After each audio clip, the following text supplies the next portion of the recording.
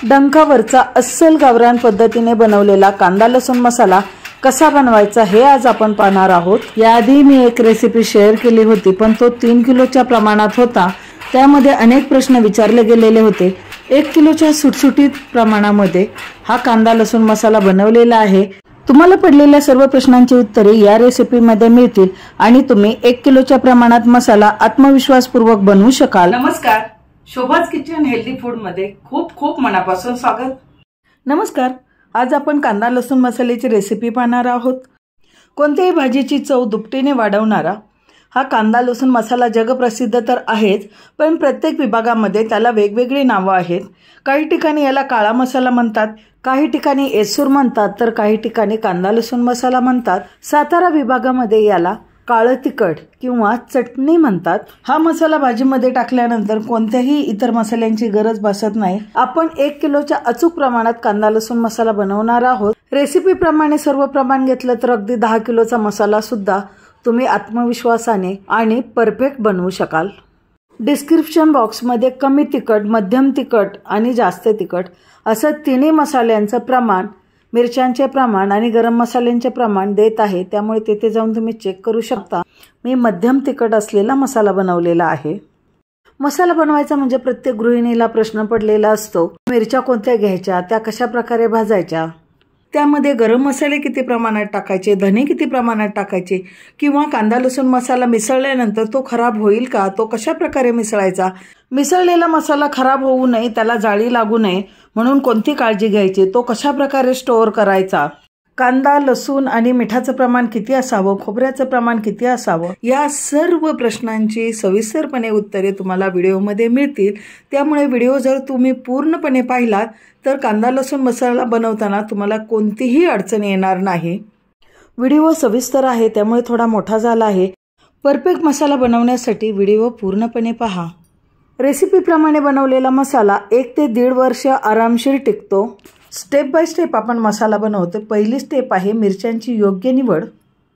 हे प्रमाण 1 किलो तयार मिरचीसाठी आहे, म्हणजे आपण इथे 1.25 किलो मिरची घेतलेली आहे आणि मिरची सुकवल्यानंतर वजन कमी होतं, तसंच त्याचे देठ काढल्यानंतर सुद्धा वजन कमी होतं, म्हणून मी टोटल मिरची ही 1.25 किलो घेतलेली आहे। मसाल्याला तिखटपणा यावा आणि चव यावी यासाठी 250 ग्रॅम मी लवंगी मिरची घेतलेली आहे। ही मिरची रंगाने लालबुंद असते, तिची चव तिखट असते आणि चविष्ट असते। मला मध्यम तिखट मसाला हवा आहे म्हणून मी 1/2 किलो लवंगी मिरची टाकलेली आहे। तुम्हाला जर जास्त प्रमाणात तिखट हवा असेल तर तुम्ही ते प्रमाण अर्धा किलो करू शकता आणि कमी तिखट हवा असेल तर लवंगी मिरची स्किप करू शकता। मिरचीचा दुसरा प्रकार म्हणजे अर्धा किलो बेडगी मिरची घेतलेली आहे। कुंकवाप्रमाणे लालबुंद रंग, जाड साल आणि कमी तिखट चवीला छान असते। ज्यांना लाल रंग आवडतो पण कमी तिखट हवे असते त्यांनी बेडगी मिरची ही जास्त प्रमाणात वापरावी। तिसरी मिरची म्हणजे गुंटूर मिरची, ती आपण 250 ग्राम घेतलेली आहे। लालबुंद रंग आणि चपटी चमकदार असते, रंग आणि चवीसाठी उत्तम आहे। त्यानंतर चौथी मिरची आहे शंकेश्वरी मिरची। ही लांब सुरकुतलेल्या सालीची, लाल रंग तिखटाला उत्तम असते, त्यामुळे जास्त प्रमाणात या मिरचीचा वापर केला जातो। 1 किलो मिरचीच्या मसाल्यासाठी 250 ग्रॅम म्हणजे 1/2 किलो देशी धने घेतलेले आहेत। हे धने चवीला अतिशय उत्तम असतात, रंगाने थोडेसे पिवळसर असतात। मिरच्या आणि धने कडकडीत उन्हामध्ये 4 ते 5 तास वाळवून घ्यायचे, त्यामुळे त्यातील वाकसपणा निघून जातो आणि देठ काढणंही सोपं होतं आणि मसाला जास्त दिवस टिकतो। तुम्ही जर देठ काढलेल्या मिरच्या आणल्या असतील तरी सुद्धा 4 ते 5 तास उन्हामध्ये त्याला छानपैकी सुकवून घ्या। अशी पूर्वतयारी झाल्यानंतर 1 किलो मिरचीसाठी लागणाऱ्या मसाल्यांचं प्रमाण आपण पाहूया।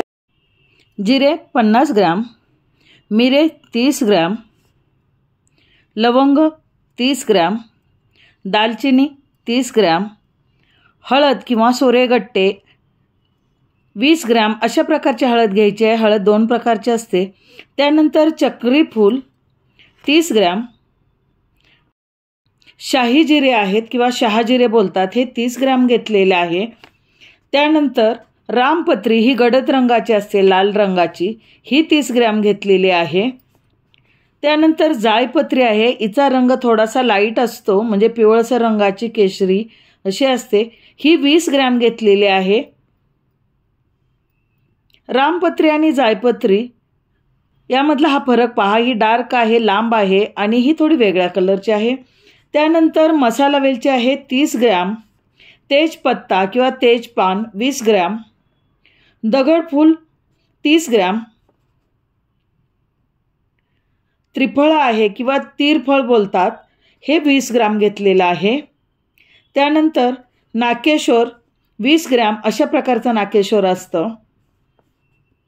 सुंठ किंवा ड्राय जिंजर बोलतात ते 50 ग्रॅम, खसखस किंवा पॉपी सीड 50 ग्रॅम आणि बडीशेप 50 ग्रॅम, पांढरे तीळ 50 ग्रॅम, खडा हिंग 10 ग्रॅम, अशा प्रकारचा खडा हिंग आपण घेणार आहोत. आणि एक जायफळ घेतलेला आहे. हिरवी वेलची 20 ग्रॅम, कसुरी मेथी 20 ग्रॅम, खडा मीठ 1 किलो. जर ते ओलसर असेल तर उन्हामध्ये वाळवून घ्या आणि उन्हाची सोय नसेल तर तुम्ही कढईमध्ये गरम करून घेऊ शकता. आता पहा, काही मसाले आपल्याला तळून घ्यायचे आहेत. त्यात सुंठ, हळद, हिंग आणि जायफळ हे आपण खलबत्त्यामध्ये थोडंसं कुटून घेणार आहोत आणि ते तेलात तळून घेणार आहोत. आणि पाव किलो काळ्या पाठीचं राजापुरी खोबरं घेतलेलं आहे. खोबऱ्याचे बारीक काप करून घ्यायचे आणि एका ताटामध्ये काढून ठेवायचे. आता हे सर्व गरम मसाले एकत्र भाजले तरी चालतात, काही प्रॉब्लेम येत नाही. त्यांना भाजण्यासाठी एक समान वेळ लागतो. खसखस, तीळ आणि बडीशेप वेगळं भाजून घेणार आहोत. मिरच्या मी वेगवेगळ्या सुकवलेल्या होत्या आणि वेगवेगळ्याच निवडणार आहे आणि फार छानपैकी कडकडीत वाळलेल्या आहेत. आवाज पहा. मिरच्या कडकडीत वाळल्यानंतर त्या स्वच्छ करणं म्हणजे साफ करणं सोपं जातं. तर मिरच्या निवडून घ्यायच्या म्हणजे देठ काढून घ्यायचे. जे जिन्नस आपल्याला तेलामध्ये तळायचे आहेत ते जिन्नस म्हणजे सुंठ, हळद, जायफळ याचे आपण खलबत्त्यामध्ये तुकडे करून घेतलेले आहेत आणि हिंग खडा आहे तो तसाही तळला जाईल, तो आपण तसाच ठेवलेला आहे. जर तुम्हाला मसाला कांदा लसूण मिसळून हवा असेल तर 1 किलो कांदा आहे, तो मध्यम साईजचा चिरून घेतलेला आहे, फार बारीक चिरायची गरज नाही. 1 किलो मिरचीसाठी 1 किलो कांदा, पाव किलो खोबरं म्हणजे 250 ग्रॅम खोबरं त्याचे पातळ काप करून घेतलेले आहेत आणि पाव किलो लसूण हा सोलून घेतलेला आहे. मी मसाला डंकावरून करून आणणार आहे त्यामुळे खोबऱ्याचे काप केलेले आहेत. तुम्ही जर गिरणीतून दळून आणणार असाल तर खोबरं किसून घ्या. अशा प्रकारे आपली सर्व पूर्वतयारी झालेली आहे.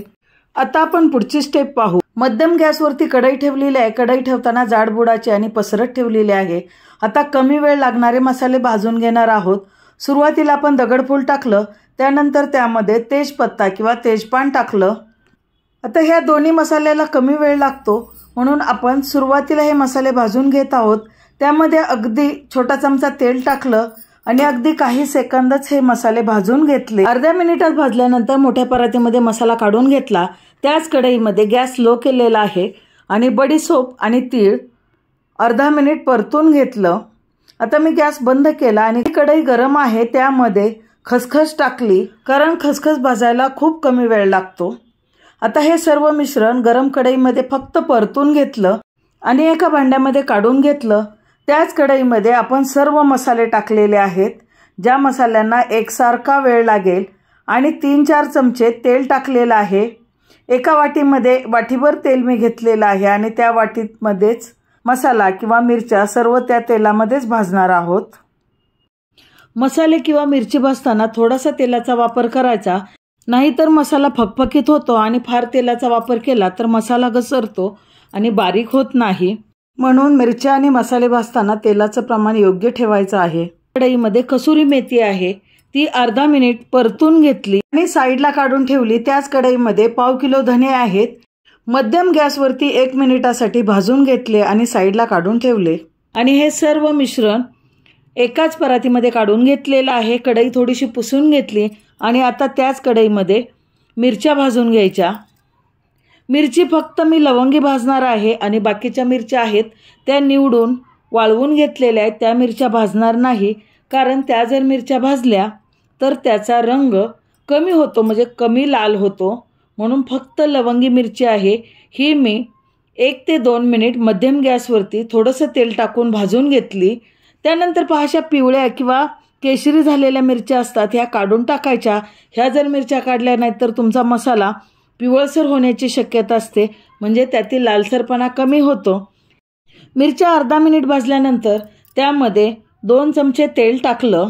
पाव किलो मिरची आहे त्यामुळे 2 चमचे तेल पुरेसं आहे. आणि 1 ते 2 मिनिट मध्यम गॅसवरती मिरच्या डाग पडेपर्यंत भाजून घेतल्या. फक्त मी लवंगी मिरची भाजून घेतलेली आहे आणि बाकीच्या मिरच्या भाजलेल्या नाहीत, तर त्या मी तशाच ठेवलेल्या आहेत. त्यामुळे मसाल्याचा कलर हा लालबुंद होईल. भाजून घेतलेल्या मिरच्या परातीमध्ये ओतल्या. कढईमध्ये 1 वाटी तेल ओतलं. टोटल तेल आपण 250 ग्राम वापरलेलं आहे. तर ते तेल ओतलं आणि आता सुरुवातीला त्यामध्ये खोबरं पातळ कापून घेतलेलं आहे, ते लालसर होईपर्यंत तळायचं आहे. आणि हे जे फोडून घेतलेले कडक मसाले आहेत ते सुद्धा आपण तळणार आहोत. पण सुरुवातीला खोबरं आहे हे लाल रंगाचं होईपर्यंत तळून घेतलं. पटकन तळलं जातं. यावेळी गॅसची फ्लेम ही मीडियम ठेवलेली आहे. तळून घेतलेलं खोबरं एका ताटामध्ये काढलं आणि साईडला ठेवलं. आणि तेल होतं ते सुद्धा मी काढून घेतलेलं आहे आणि फक्त 2 मोठे चमचे तेल कढईमध्ये ठेवलेलं आहे. सुरुवातीला हिंगाचे खडे टाकले. खडे छानपैकी तळून घ्यायचे. हिंग लालसर होईपर्यंत तळून घेतला आणि एका साईडला काढून ठेवला. आणि त्याच कढईमध्ये फोडून घेतलेली हळद, सुंठ आणि जायफळ तेलामध्ये तळून घेतलं. हे आपण खलबत्त्यामध्ये फोडून घेतल्यामुळे पटकन तळलं जातं. अशा प्रकारे एका ताटामध्ये काढून ठेवलेलं आहे. आणि त्याच कढईमध्ये तेल जे उरलेलं आहे त्यामध्ये आपण 1 किलो मध्यम साईजचा कांदा कापून घेतलेला आहे, तो टाकला. आता जे सुरुवातीला आपण तेल घेतलेलं 1 वाटी आणि त्याच्यात खोबरं तळलेलं आणि तेल काढून ठेवलं होतं, आता तेच तेल आपण कांदा भाजण्यासाठी वापरणार आहोत. हे हे वाटीमध्ये काढलेलं आहे. त्यात फक्त आपण खोबरं तळून घेतलेलं आहे आणि कांदा भाजण्यासाठी आपण हे तेल वापरलेलं आहे. कांदा परतायचा 2 ते 3 मिनिट, पुन्हा झाकून ठेवायचा. अशा प्रकारे 2-2, 3-3 चमचे जसं लागेल असं आपण तेल टाकलेलं आहे. आणि पूर्ण वाटीभर तेल हे कांदा भाजण्यासाठी वापरलेलं आहे. कांदा भाजण्यासाठी जवळजवळ 25 ते 30 मिनिट लागलेले आहेत. आणि अशा प्रकारे पहा कांद्यातील सर्व मॉइश्चर निघून गेलेला आहे आणि कांदा अगदी लालबुंद झालेला आहे. अगदी डार्क ब्राऊन कलरचा होईपर्यंत कांदा भाजायचा आहे. त्यामुळे मसाला आपला वर्षभर खराब होत नाही. अशा प्रकारे कांदा लसूण बनवण्यासाठी सर्व तयारी झालेली आहे. चला तर मग हा मसाला कुटण्यासाठी डंकावरती जाऊया. डंकावरती मसाला कुटल्यामुळे मसाला छान होतो, चविष्ट लागतो आणि याने बनवलेली भाजी ही मिळून येते. या प्रमाणात आणि या पद्धतीप्रमाणे एकदा 1 किलोचा मसाला जरूर करून पहा, म्हणजे तुम्ही दरवर्षी याच पद्धतीने मसाला कराल. एवढा चविष्ट मसाला लागतो. आता डंकावरचा मसाला कुटण्याच्या प्रोसेसला सुरुवात झालेली आहे. सुरुवातीला मिरच्या, गरम मसाला हे सर्व कुटून घेतात आणि मिरची पावडर चाळून घेतात. याप्रमाणे इथे चाळणही बारीक होलची वापरलेली आहे, त्यामुळे मसाला अगदी स्मूथ लोण्यासारखा मऊ होतो. आता सर्व मसाला कुटून घेतलेला आहे, चाळून घेतलेला आहे आणि आता मसाला मिसळण्याची प्रोसेस चालू आहे. म्हणजे सुरुवातीला सर्व मसाला, गरम मसाला, हळद हे बारीक कुटून घेतलं जातं, चाळून घेतलं जातं आणि हे डंकामध्ये टाकल्यानंतर पुन्हा पहा कांदा, खोबरं आणि लसूण टाकून पुन्हा तो मसाला एकजीव केला जातो. अशा प्रकारे कांदा लसूण बनण्याची प्रोसेस पूर्ण झालेली आहे आणि जगप्रसिद्ध कांदा लसूण मसाला खाण्यासाठी रेडी झालेला आहे. हा मसाला अतिशय चविष्ट लागतो. यामध्ये गरम मसाल्याचं प्रमाण तुम्हाला जरी 30 ग्राम दिसत असेल तरीसुद्धा 1 किलो मिरचीसाठी किंवा धने आहेत, खोबरं, लसूण आहे, त्यामुळे 1 किलो मिरचीसाठी जो गरम मसाला वापरलेला आहे तो अगदी योग्य प्रमाणात आहे. 1 किलो तयार मिरचीपासून 3 किलो 700 ग्राम पूर्ण कांदा लसूण मसाला तयार झालेला आहे आणि हा एका कुटुंबासाठी म्हणजे 2 व्यक्तीसाठी वर्षभर पुरेसा आहे. आता कांदा लसूण मसाला मिसळलेला किंवा याला मिसळलेला मसाला म्हणतात किंवा कांदा लसूण मसाला म्हणतात, तो स्टोअर कसा करावा, तर अशा प्रकारे चिनी मातीची बरणी वापरावी किंवा काचेची बरणी वापरावी. चिनी मातीची बरणी वापरताना तिला आतून तडे गेले नाहीत ना याची खात्री करून घ्यावी. जर अशी पोरस असलेली बरणी असेल तर आपला मसाला कोरडा पडतो, कारण मसाल्यातील जे तेल आहे ते बरणीमध्ये झिरपतं आणि मसाला कोरडा पडतो. म्हणून चिनी मातीची बरणी वापरताना चांगल्या क्वालिटीची वापरावी आणि आतून तिला तडे गेलेले नसावेत. त्यानंतर अशा प्रकारे पूर्ण मसाला भरल्यानंतर त्यावरती खडा हिंग ठेवायचा, म्हणजे हिंगाचा खडा असतो तो ठेवायचा, म्हणजे मसाला वर्षभर चांगला राहतो. बरणीचं झाकण कापडाने बांधून मग घट्ट बंद करावं, म्हणजे बाहेरील हवा आत जाणार नाही. तसंच मसाला काढताना कोरड्या पळीने किंवा कोरड्या चमच्याने काढावा. चिनी मातीची बरणी नसेल तर काचेची बरणी सुद्धा उत्तम पर्याय आहे. ओला हात किंवा ओला चमचा वापरू नये, म्हणजे मसाला हा ओलसरपणापासून दूर ठेवायचा आहे, म्हणजे मसाल्याला बुरशी लागत नाही किंवा किडे होत नाहीत. रोजच्या वापरासाठी 1-2 महिने पुरेल एवढा मसाला एका छोट्या बरणीत काढून घ्यायचा आणि जास्त मसाला असलेली बरणी पुन्हा व्यवस्थितपणे काळजीपूर्वक झाकून घट्ट झाकण बंद करून व्यवस्थित ठेवायची, म्हणजे मसाला खराब होत नाही, त्याला जाळी पडत नाही किंवा किडेसुद्धा लागत नाहीत. अशा प्रकारे 1 किलोच्या प्रमाणात कांदा लसूण मसाला जरूर करून पहा आणि कमेंट्स बॉक्समध्ये मला सांगायला विसरू नका की तुम्ही बनवलेला मसाला कसा झाला आहे. रेसिपी आवडली असेल तर जास्तीत जास्त लोकांना शेअर करा, लाईक करा आणि हो, माझ्या चॅनलवरती जर नवीन असाल तर सबस्क्राईब जरूर करा. पुन्हा भेटू अशाच नवीन आणि परफेक्ट रेसिपीमध्ये. तोपर्यंत बाय बाय, टेक केअर.